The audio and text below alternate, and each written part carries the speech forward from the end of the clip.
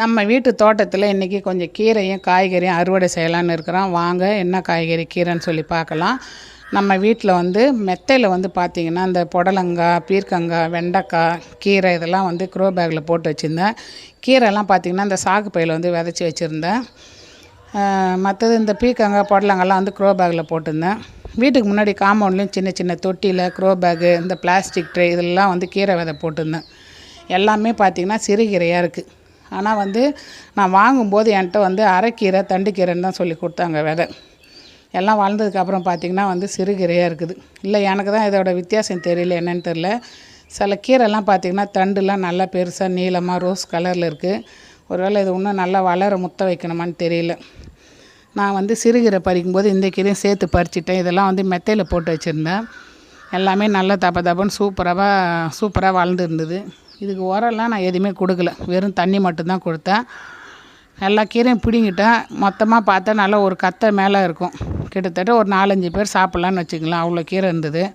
எல்லா கீரையும் பறிச்சுட்டு வெறும் மண்ணை மட்டும் விட்டு வச்சுருக்கேன். அதை கிளறிட்டு திரும்ப மறுபடியும் விதை தூவி விடலாம் அப்படின்னு சொல்லிவிட்டு எல்லா கீரையுமே நான் இன்றைக்கி பறிச்சிட்டேன்.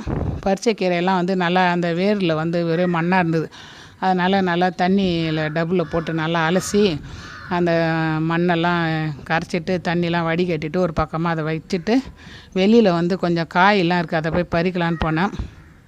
தக்காளி நிறையா அப்படியே கொஞ்சம் செங்காயாக பழுத்து இருந்ததை அணில் கடித்து வீணாக்கிடுச்சு. அதனால் இருக்கிற தக்காளியெல்லாம் பறிச்சிடலான்னு சொல்லிவிட்டு தக்காளி தான் பறித்தேன். அதுக்கப்புறம் பாவக்காயும் அப்படி தான், அதையும் பறிக்காமல் விட்டதுனால எல்லாம் பழுத்து அப்படியே வெடிச்சிருச்சு செடியிலே. அதனால் பாவக்காயும் இன்றைக்கி சமையலுக்கு பறிச்சிக்கலான்னு சொல்லிவிட்டு கொஞ்சம் முத்தின காயாக பார்த்து பறித்தேன். ஒரு 10 பாவக்காய் மேலே மீடியம் சைஸில் இருக்குது.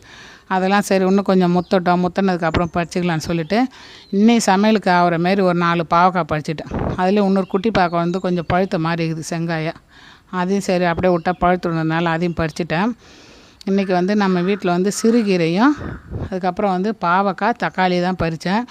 இது எல்லாமே நம்ம வீட்டில் இயற்கையான முறையில் எந்த மருந்தும் இல்லாமல் வெறும் தண்ணி மட்டும்தான் பாய்ச்சினேன். கெமிக்கல்லாம் இல்லாமல் நம்மளே விதைச்சி அதை அறுவடை பண்ணி நம்ம சமைச்சி சாப்பிடும்போது அதோட சந்தோஷமே தனி டேஸ்ட்டு. இன்றைக்கி இது தான் நம்ம வீட்டில் சிறுகீரையும் தக்காளி, பாவக்காயும். சிறுகீரை கடைஞ்சிட்டு பாவக்காயை வறுக்கலான்னு இருக்கேன். நீங்கள் என்ன சொல்கிறீங்கன்றதை கமெண்டில் சொல்லுங்கள். வீடியோ பிடிச்சிருந்தால் லைக் பண்ணுங்கள், ஷேர் பண்ணுங்கள். தேங்க்யூ.